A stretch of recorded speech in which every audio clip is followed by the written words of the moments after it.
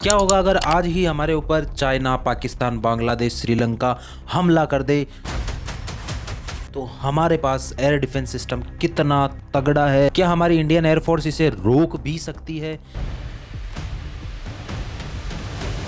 क्या हमारी एयरफोर्स के पास कुछ ऐसा है जो बाकी किसी देश के पास नहीं है? हमारा जो एयर डिफेंस सिस्टम है वो कितना ज़्यादा पावरफुल है या कितना ज़्यादा ही कमज़ोर है? क्या आपको पता है इंडिया के पास अपना एक चलता फिरता सीसीटीवी कैमरा है? क्या आपको पता है 2021 के बाद इंडिया पर ड्रोन अटैक होना काफ़ी ज़्यादा ही कम हो गए? तो आज की वीडियो में हम यही जानेंगे कि इंडिया के पास अपना एयर डिफेंस सिस्टम कितना तगड़ा है, हमारे पास क्या क्या चीज़ें हैं ऐसी जो कि हमारे को बाकी देशों से अलग बनाती है, या फिर हमारे को हमारे पड़ोसी मुल्क चाइना, पाकिस्तान, बांग्लादेश उनसे हमारे एयर डिफेंस सिस्टम को थोड़ा सा मजबूत बनाती है। क्या हमारा एयर डिफेंस सिस्टम मजबूत भी है या नहीं है? तो आज की वीडियो में हम बात करेंगे इंडियन एयर डिफेंस सिस्टम के बारे में कि हमारे पास एयर में ऐसी क्या क्या चीजें हैं जिनसे हम बच सकते हैं हमारे ऊपर अगर हमला हो गया तो।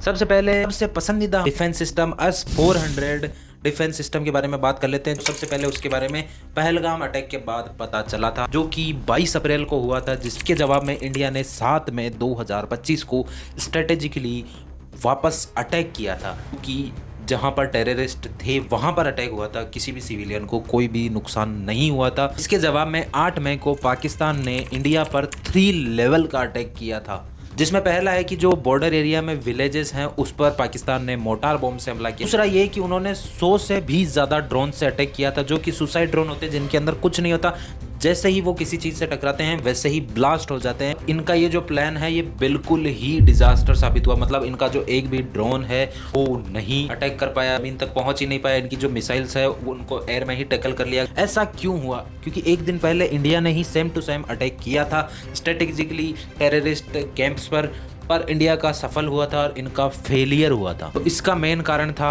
इंडिया को रसिया से मिला हुआ S-400। तो अब आपको मैं बताता हूँ कि जो एयर डिफेंस सिस्टम होता है वो लेयर बाय लेयर होता है। मतलब ऐसा नहीं होता कि आपको सामने मिसाइल दी उसे फट से मिसाइल मार के फट फोड़ दिया, ऐसा नहीं होता। 3 लेयर में सेट होता है। ऐसा होगा कितनी दूरी तक होगा इसके हिसाब से इनके 3 लेयर बनाए गए हैं। S-400 में तीनों के तीनों ही हैं। वैसे तो अलग अलग होते हैं पर S-400 के अंदर ये तीनों के तीनों हैं। लेयर बाय लेयर डिफेंस होता है। उसमें हमारा जो फर्स्ट लेवल होता है उसके अंदर हमारे जो 40 किलोमीटर की रेंज में कोई भी ड्रोन है, कोई भी मिसाइल है, उसको ये टैकल करता है। जो हमारा सेकंड लेवल है उसके अंदर हमारे 120 किलोमीटर की रेंज में कोई भी ड्रोन है, फाइटर जेट है या फिर कोई मिसाइल है, ये उसे टैकल करने के लिए काम आता है। और जो हमारा थर्ड लेवल है वो काम आता है 250 किलोमीटर तक की रेंज में कोई भी ड्रोन है, कोई भी मिसाइल है या फिर कोई भी जो फाइटर जेट है उसे टैकल करने के लिए काम आता है। के बाद पाकिस्तान ने जब अपना F-17 फाइटर जेट लॉन्च किया तब S-400 का 4th लेयर का डिफेंस काम है, जिसके अंदर हमारे को 400 किलोमीटर तक की रेंज मिलती है कि 400 किलोमीटर तक की रेंज में कोई भी ड्रोन, कोई भी मिसाइल या कोई भी फाइटर जेट को ये अपने आप टैकल कर लेता है। Same to same defence system जो इसराइल का आयरन डोम सिस्टम है उसी की तरह लेयर बाय लेयर सेट किया गया है। तो इसके अंदर हमारे को S-400 के अंदर हमारे को 4 लेवल डिफेंस सिस्टम मिलता है, जिससे कि हम पाकिस्तान से आने वाले हमारे हमलों को टैकल कर पाए थे। इंडिया और पाकिस्तान के जो डिफेंस सिस्टम है उसके अंदर काफ़ी ज़्यादा ही डिफरेंसेस है। मतलब हमारा सबसे पावरफुल एयर डिफेंस सिस्टम है S-400 और पाकिस्तान के पास है HQ-9 जो कि S-300 की टेक्नोलॉजी पर बना हुआ है फ्रॉम चाइना। और चाइना के आपको प्रोडक्ट पता है कैसे आते हैं। इस हमले के दौरान पाकिस्तान की पूरी कोशिश थी कि जो इंडिया का एयर डिफेंस सिस्टम है S-400 वाला उसे ये पूरी तरीके से डिस्ट्रॉय कर दें, पर ये सबसे पहले बात तो ये लोकेट ही नहीं कर पाए, क्योंकि एयर डिफेंस सिस्टम जो बाकी वाले हैं वो एक जगह ही रहते हैं, उससे लोकेट करते हैं। पर S-400 है उसे लोकेट करना इसलिए मुश्किल है क्योंकि वो मूवेबल है। मतलब एक ट्रक पर फिट किया और आराम से उसे चाहे जहाँ पर आराम से मूव कर सकते हैं, तो उससे उसको लोकेट करना काफ़ी ज़्यादा ही मुश्किल हो गया।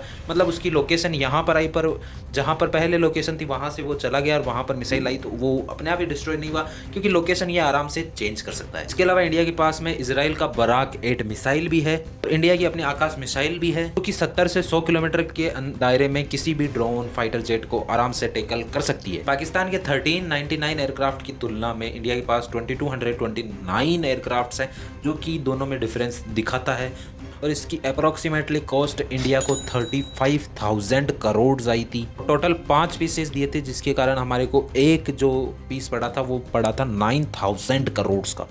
9,000 करोड़ का। और उसमें एक मिसाइल की जो कॉस्ट आती है वो $3 लाख से $10 लाख तक जा सकती है। तो देखो S-400 की बात तो हमने कर ही ली, पर उसके अलावा हमारे एयर डिफेंस सिस्टम को S-400 के पहले किसने संभाल के रखा था, तो वो था BMDS, ballistic missile defence shield.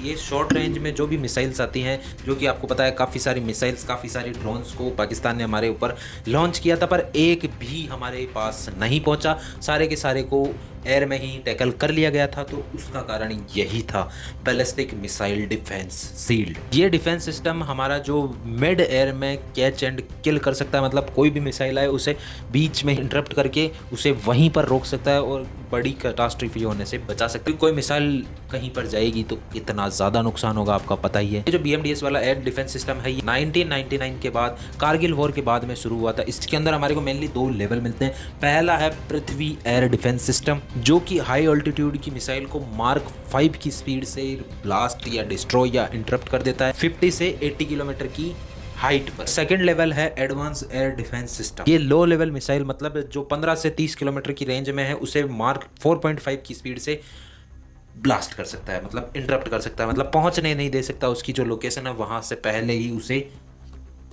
उड़ा सकता है। फेज 1 के अंदर ये 2000 किलोमीटर तक की रेंज तक कहीं पर भी अगर हमारे ऊपर हमला होता है तो उसे ये इंटरप्ट कर सकता है। और फेज 2 भी तैयार है, बस लॉन्च करने की देरी है। हमारे जो दिल्ली और मुंबई जो मेन सिटीज़ हैं वहाँ पर फेज़ 2 अपने आप सील्ड लगा देगा, जिसके अंदर हमारे को 5000 किलोमीटर की रेंज मिलेगी। कि 5000 किलोमीटर की रेंज में अगर कोई भी हमारे ऊपर ब्लास्ट करता है या मिसाइल लॉन्च करता है तो ये उसे वहीं पर ही इंटरप्ट कर देगा, हमारे तक पहुँचने ही नहीं देगा।